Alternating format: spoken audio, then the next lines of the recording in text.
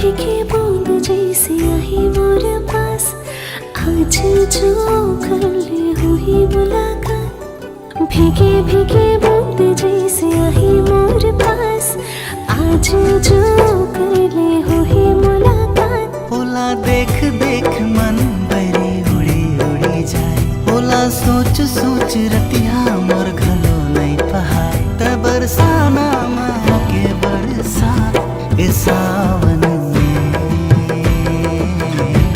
ए सावन में। ते बरसाना माया के बरसा ए सावन में, ए सावन में।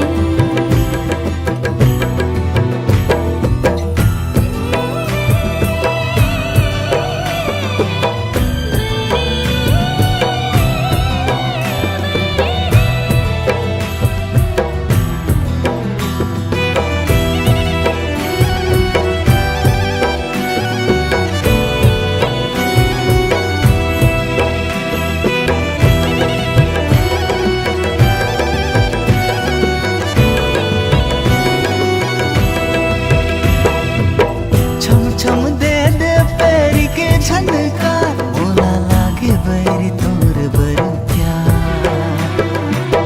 कोरा बदन कारी केस के फुहार, बोला लागे बैरी तोर बर प्यार।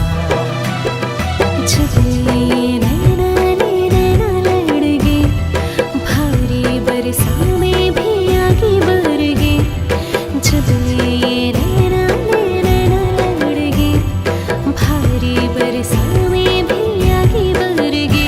ते बरसाना माया के बरसा ए सावन में,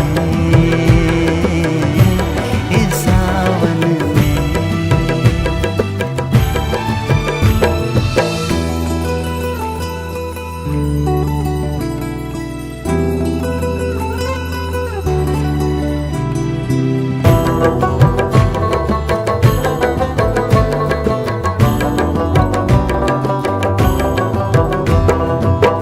लाज के डोंगा माया के मझधार, बोला लगे बरे तोर बर प्यार।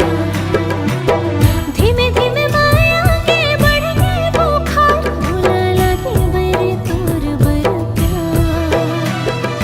अप्सरा भी तोर आगू फीका पर गे, रिमझिम माया के ऐसे नशा चढ़ गे। अप्सरा भी तोर आगू फीका पर गे, रिमझिम माया के ऐसे नशा चढ़ गे।